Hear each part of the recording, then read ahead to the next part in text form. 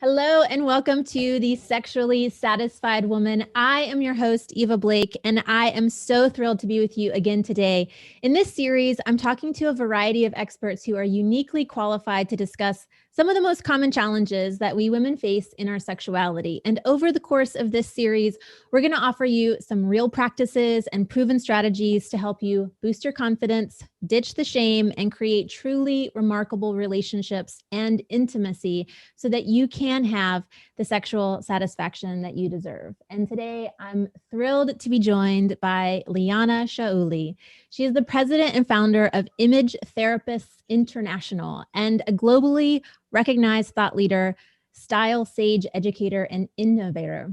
She is the best-selling author of You Are a Masterpiece and provides transformation through the empowerment of language, wardrobe, and self-beliefs. She spent over 3 decades consulting CEOs, celebrities, and political figures on matters of self-image, working closely with her clients on their personal and professional presence, using analysis, physical appearance, and education to adjust attitudes affecting self-esteem and overall sense of worth. She's had really big clients like U.S. Bank and Bob Mackie and the Canfield Training Group, along with Coldwell Banker and Chico's and many, many more. So please help me say hello to Liana. Hello, hello. Hi. It's so good to be here with you. I am so excited about this conversation. It's like one of my favorite topics. Yay.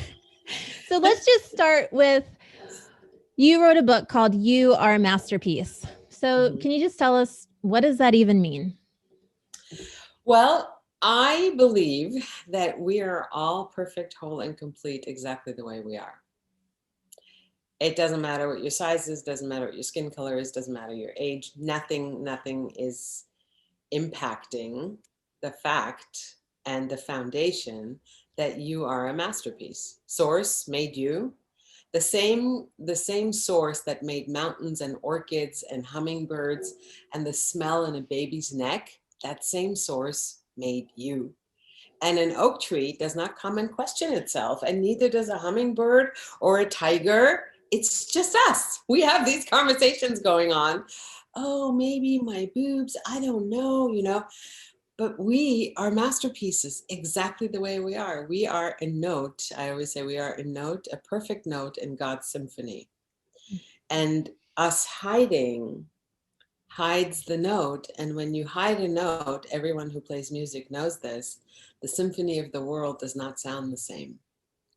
So hiding for us is not an option. And many people do because of shame, because of old conversations. And you and I are mentors, and we are, how do they say it? We are the champions that hold the light for other people's light. Yes, gorgeous. So, in this work around helping other people see that they are a masterpiece, right? Your work is all about how we adorn ourselves, how we get dressed in the morning, how we show up, right? So how, as women, what happens if we have a better relationship with dressing ourselves, especially if we are not into fashion? Yeah, this isn't about fashion. This is about a practice. So dressing, putting clothes on this body is a necessity. We don't walk around naked. Some of us do when we are in certain places. However, 90% of our lives, we are dressed, at least our awakened lives. Some of us are not dressed in bed. We just use sheets. But the truth of our lives is that we wake up every morning, we have a closet. Just opening the closet brings forth adrenaline and cortisol for most women. Just the thought of, oh my God, I gotta dress this. What am I gonna wear? I got a closet full of clothes and nothing to wear. So I decided to provide transformation through the empowerment of wardrobe and action and language and self-beliefs, because this is our second skin. This is very tactile. Clothing is an embodied piece of who we are. And it is the relationship to the relationship, get it? The relationship to the relationship that we have to our clothes. because it's a part of who we are. It's closer to us than our lover. These pieces are closer to us than our breastfeeding children for us women. They're constantly on our body, and they're constantly talking to our skin and to our brain and firing off neurons and going, I don't like this. I'm not this. I'm not that. So instead of it being the piece, the golden web that envelops us, we have given it the opportunity, because we do this, it's a choice, to make us feel bad. Fashion does it. If you're not a size 2, you're not good enough. If you're not blonde, you're not this. If you're not that, you're not that. And then we choose to take that shoe that's laying in the middle of the room, which doesn't even belong to us, and put it on our feet. And then we get upset why it doesn't fit. So the truth is that we all have to get dressed, right? And if you think about it, if you think, okay, well, this is what's here. My motto in image therapy when I teach is, can you be with life exactly the way it is and exactly the way it isn't? Because if you start bumping up against the stuff that isn't so, and you want it to be different, that's where suffering comes in. Rather than being with it, this is it, I'm 5'3", I weigh 140, 50 pounds, whatever that is, I'm a size 10, I'm a blah, blah, blah, you know, that's what's here. That's what's here in this moment. So when Oprah comes and sits on my couch, I better know this masterpiece inside out. And it would behoove me, or you, or whoever's listening, to take this masterpiece, whether it's sexy or on stage or at the Oscars or going to your children's ball game, and be able to dress this beautiful masterpiece exactly the way it is. So the clothing has to fit you, not the other way around. You don't have to twist yourself into a pretzel to become that size so you can wear that piece. It's not like that. And that's what the process, that's what this process that I do, that I've been doing for 40 years is about. Who are you and how do we dress this beautiful vessel? If this is your vessel, how are we going to dress it? If this is your vessel, how are we going to dress it? Two very different vessels. Mm-hmm. And each masterpiece is unique and will never be replicated, ever. And it's not just the body. So it's the sound of your voice and how you move and how you talk and how you kiss and how you make love and how you cook and how you walk, and how all of it shows up in the moment when you come in. And it's always dressed, or most of the time it's dressed. By the way, I feel that a woman is much sexier when she starts to reveal her clothing slowly, rather than just showing up in a combination of lover and yourself, just completely naked. There's something very sensual about, undressing and taking off a shirt and then taking off of this and then slowly letting it slide off your body. So clothing is a tool, not just in daily life to get dressed, but what I say to my clients, here's what I say: let us undress your spirit so we can dress your body. Because that's really what this work is. Mm-hmm.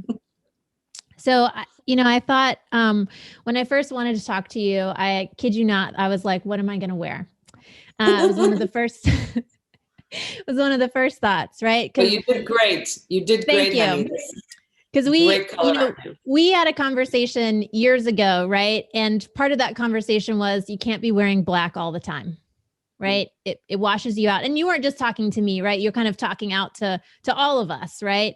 That, if we're always wearing black, then we get totally washed out, right? And so one of the things, we're hiding. We're hiding behind a no color.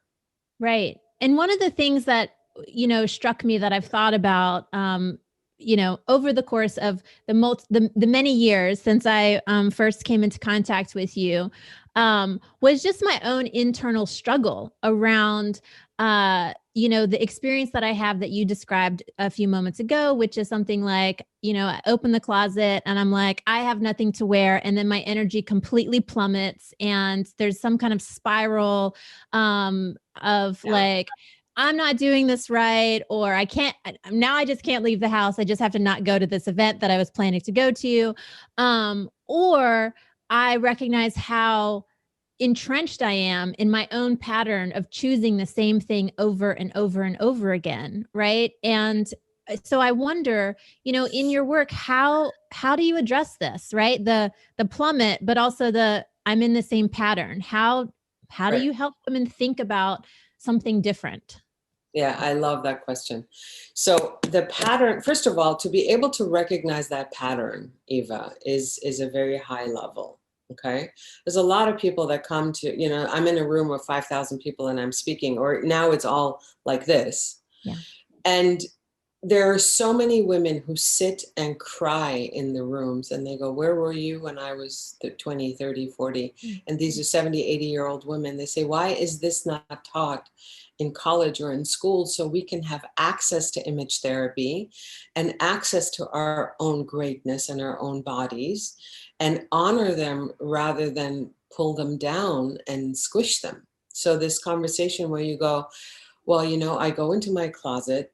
There's actually the key. You say you go into your closet. So when I teach these classes online, and I have a fantastic course that's you can do it at your own leisure. I start with the closet because everyone has one. Your closet is a reflection of you.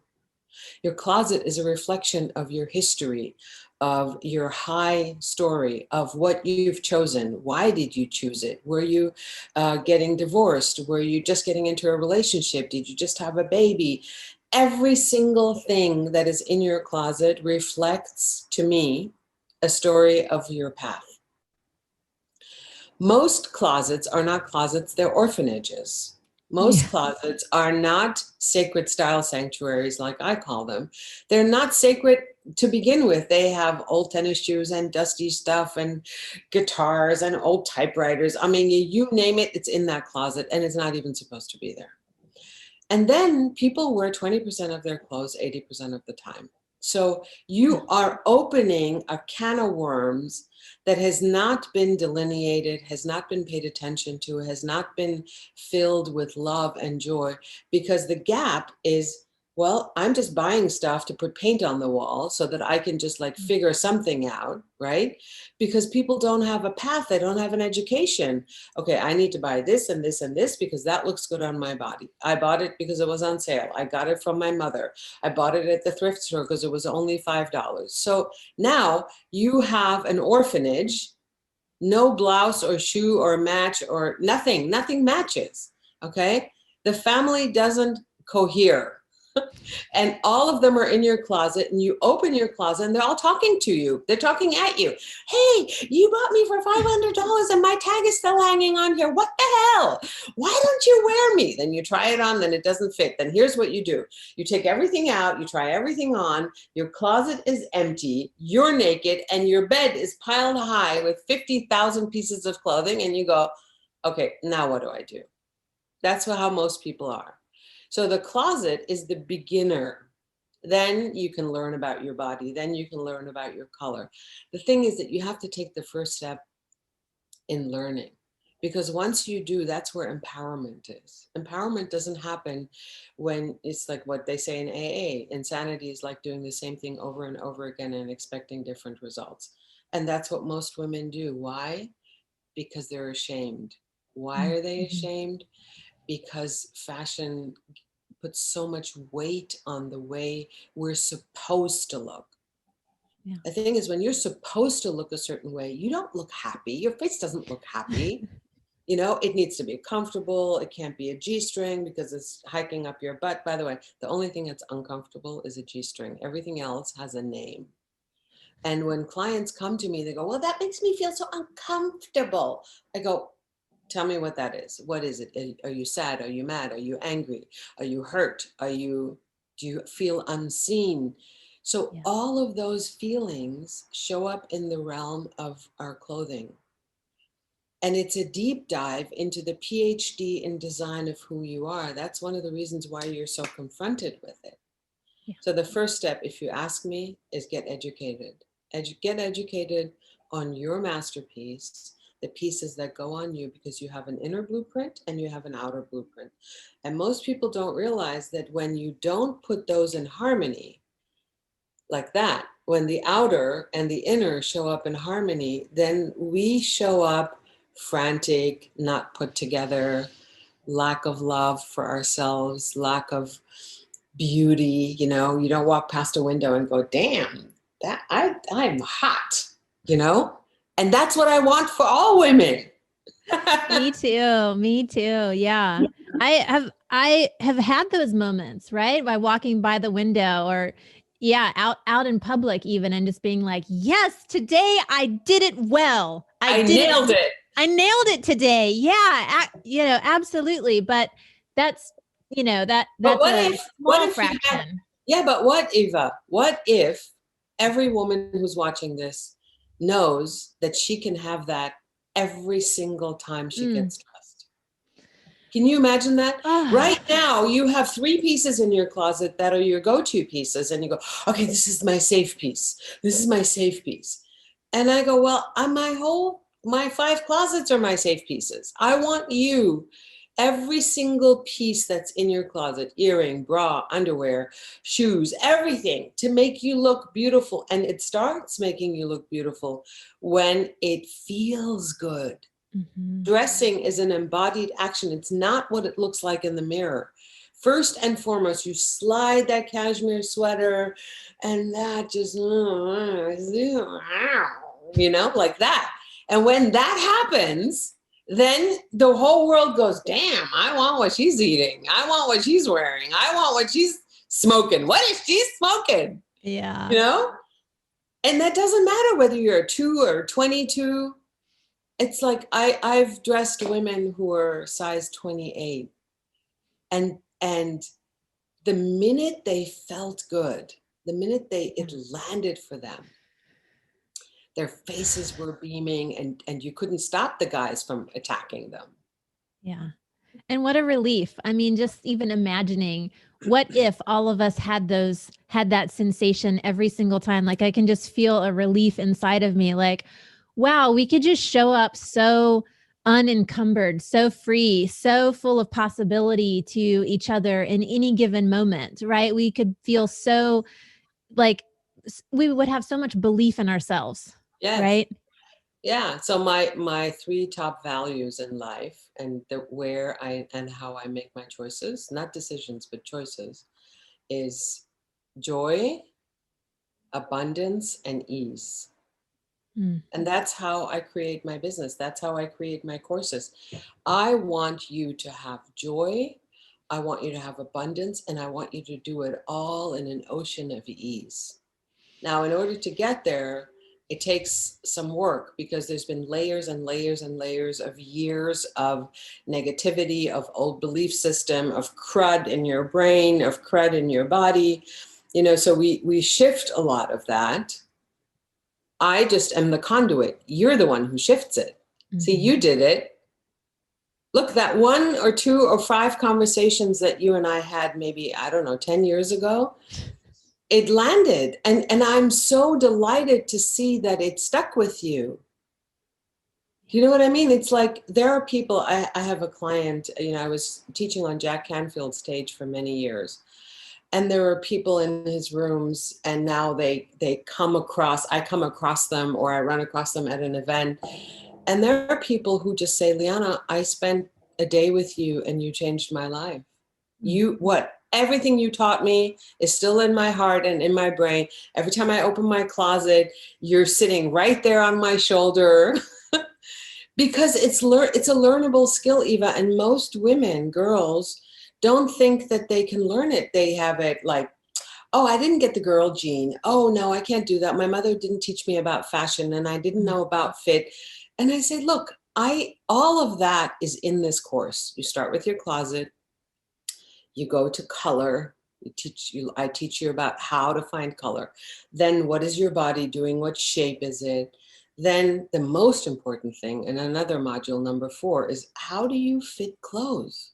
As a custom clothing designer, I became a custom clothing designer because nothing in the stores would fit people. So I started making clothes for people. And then I realized, I can teach the folks out there, I can teach the whole world how to take an off-the-rack clothing and make it look like custom. That's an education. That's an education that every single human being needs. Because if you think about it, as we are all unique, the clothing manufacturers do one kind of size and one kind of shape, and they do it for millions of people. And then we go into a store and we go, well, I'm an 8. That has to fit me. I'm like, no, honey, it doesn't work that way. You have to know your own body, and you have to know what to adjust, the length. Are you petite? Do you need longer legs? What do you need? And that's the education. And then prints and jewelry. And so it's a full, beautiful, amazing program where I've seen people all over the world take it, and they write back and they go, oh my God, Liana, this was like a year-long education. And it's very powerful. So you got like a tiny piece of it, and it's still landing. I love that. Yes, it is still landing.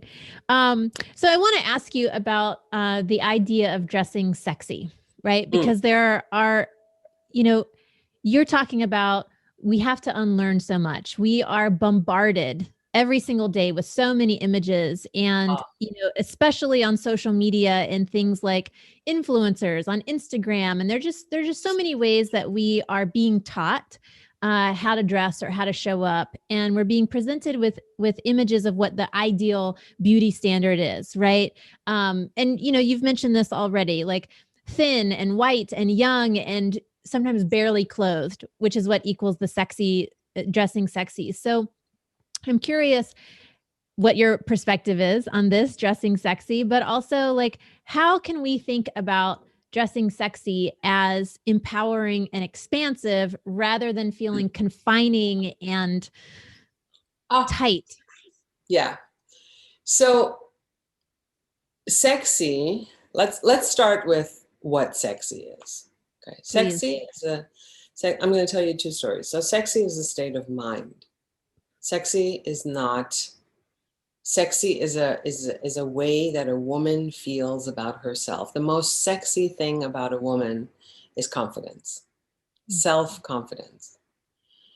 And self-confidence doesn't come from other people acknowledging you. It comes from self-acknowledging who we are. And that's not narcissistic. That's a respect thing. It has to do with really accepting and honoring who you are exactly the way you are. So that's the first thing. The second thing is that Cleopatra was known to seduce a man at 20 paces without ever revealing an inch of flesh.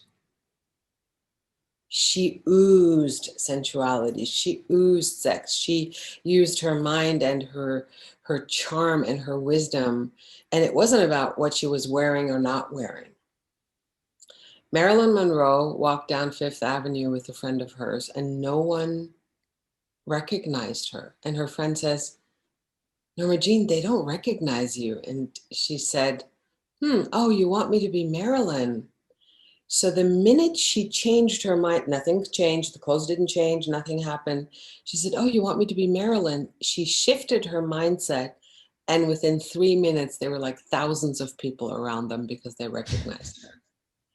So sexy or sensual is not okay, I'm going to take this garment and I'm going to put it on me, and then that garment is going to make me sexy.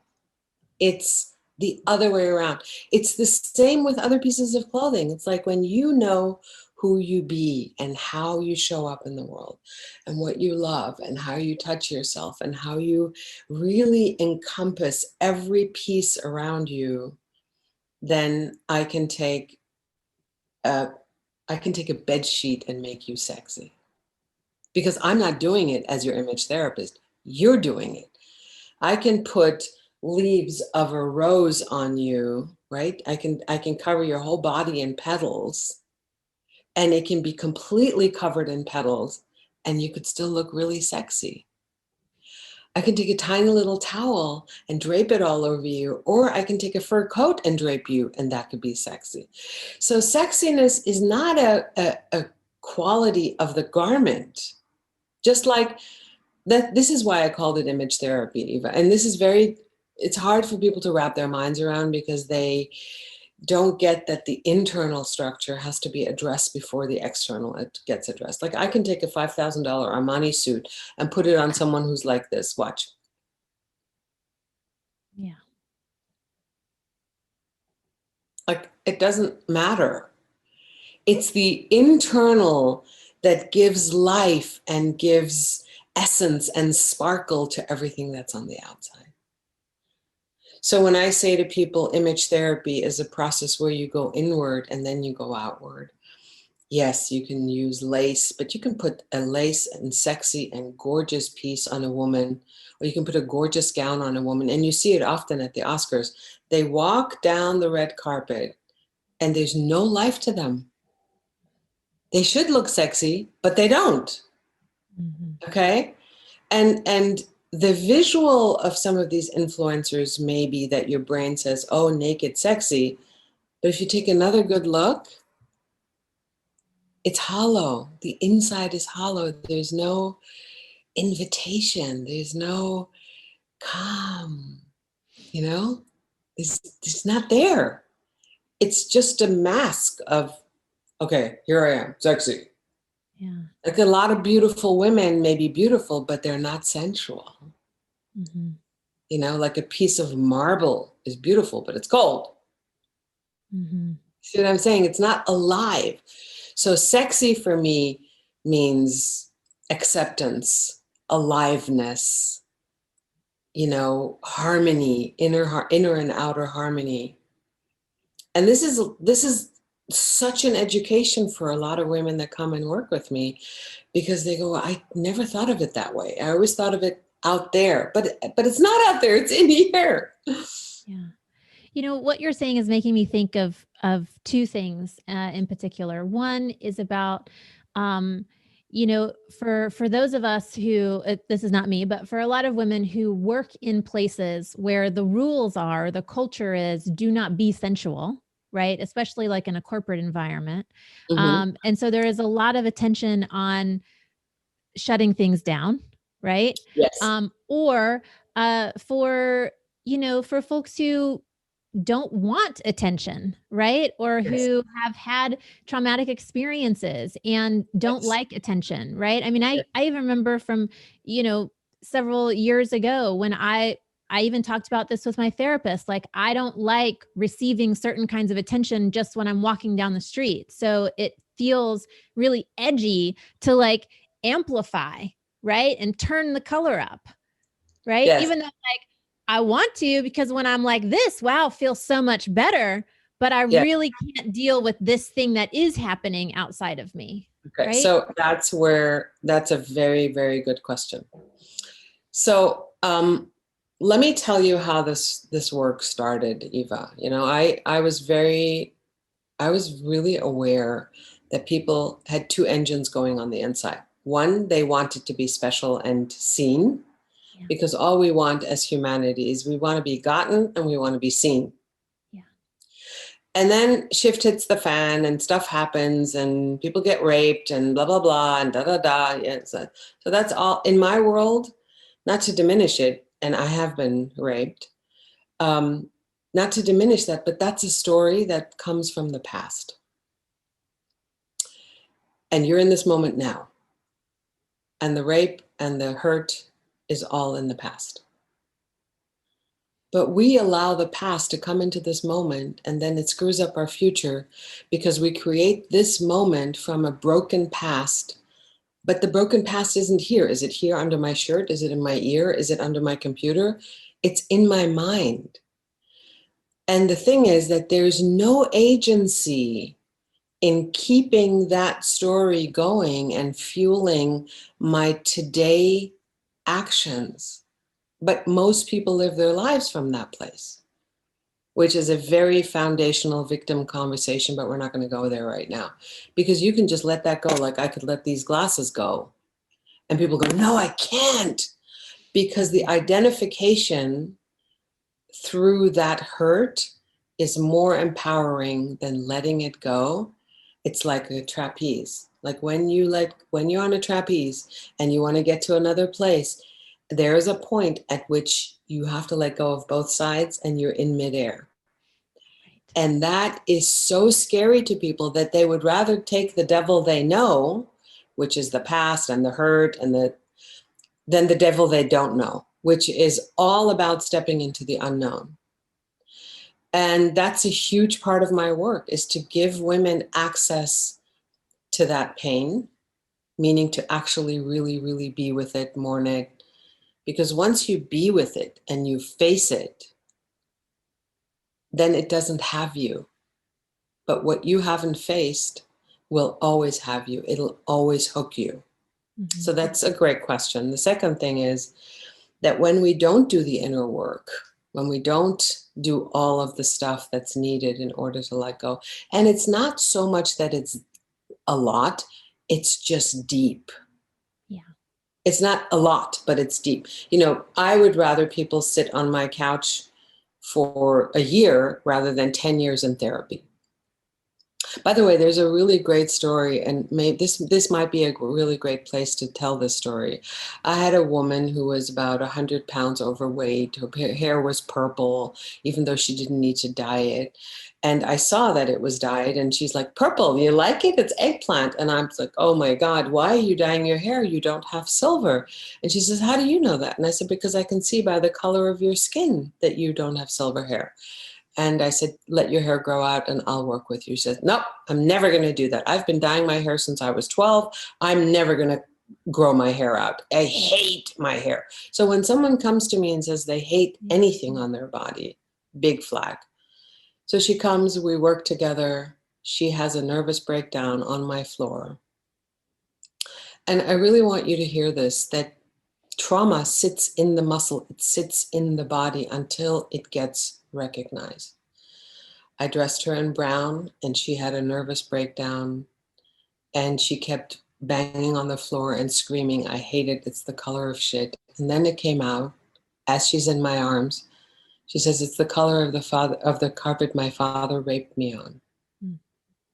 So she would dye her hair because it kept reminding her of that color. She would never wear it. Her closet looked like a Mexican fiesta. She was 100-pound overweight in the middle. And she's sitting on the floor in my arms crying. And she says, "Liana, I've been in therapy for 20 years. I've never gotten to this level." So covering up the hair and not being reminded of the brown shaggy carpet, covering up her belly, covering up with extra weight and padding to not let anyone get close to her. Those are all pieces that the body subconsciously does, and we don't have an awareness of it because our cognition says, "Yeah, I love purple hair. I'm constantly changing my colors. I love wearing Mexican fiesta."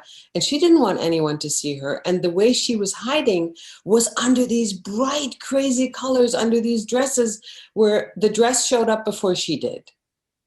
So there's multiple ways of using clothing to hide and using clothing as armor rather than a frame.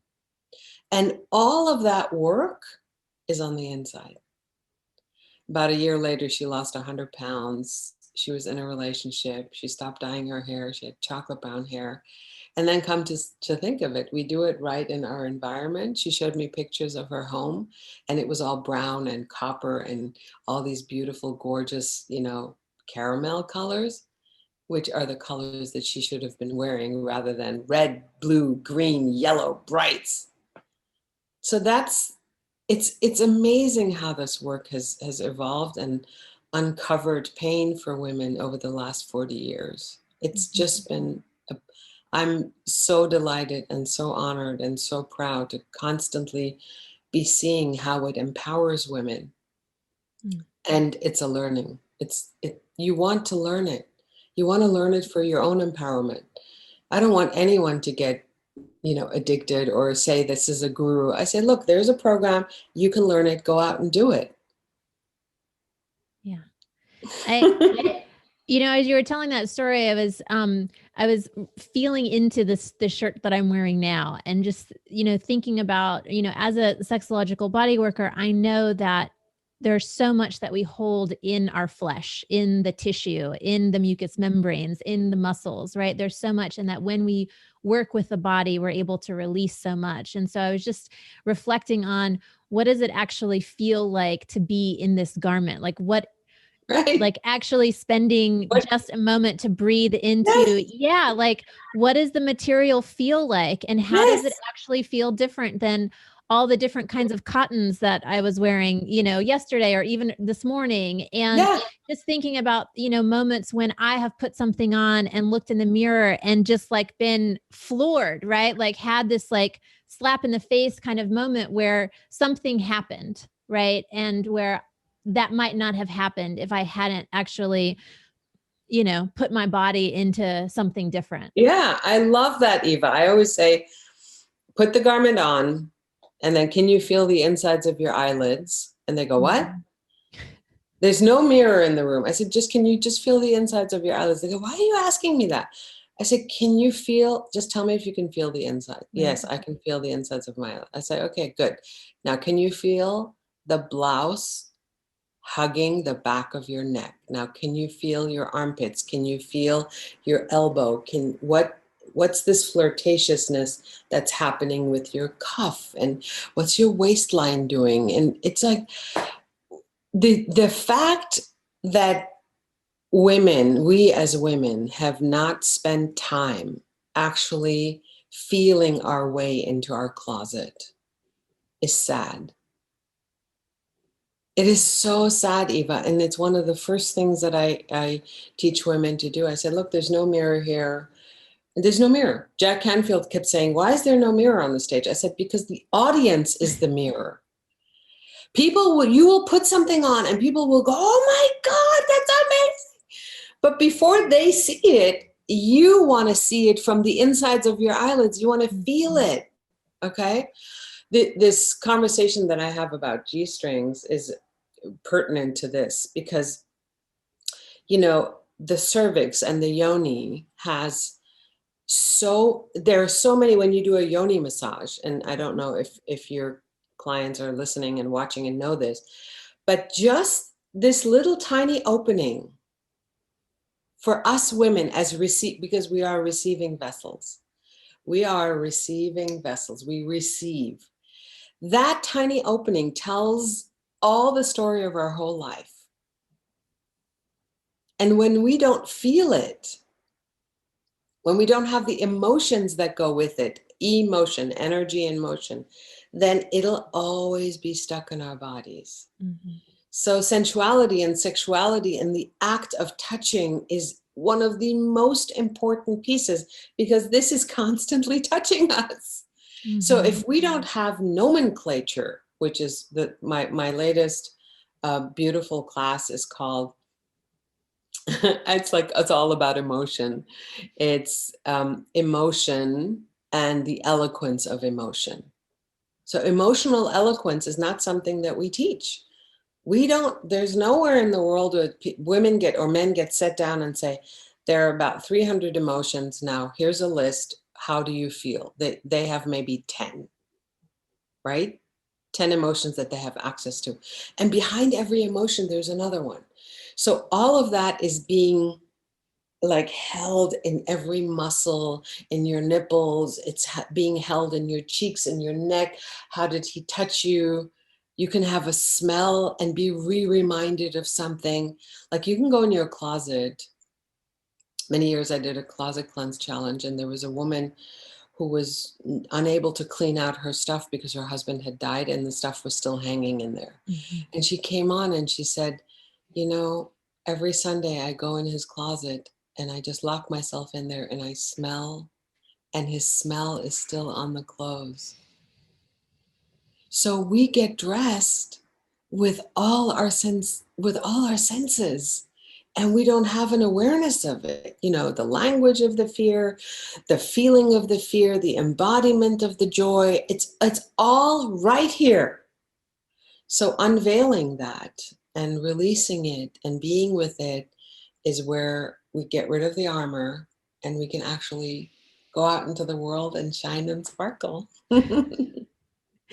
Thank you so very much. It was such a joy to connect with you and to be in the presence of your masterpiece. Your effervescence, your power is so inspiring. I love it. I love that you are helping us come home to ourselves, to be at home in ourselves, to be at home in ourselves and wake up and be just a little bit bigger in order to be more of ourselves. It's such a gift. So Thank you so very Thank much. you. Thank you for inviting me. I'm delighted to be here. Thank you. And all of you, go out and be bigger. Go out and be joyful. Let the world see your light. There's only one of you. There'll never be another one. That's right. Thank you. And to all of our viewers, please come back tomorrow for another rich and juicy conversation.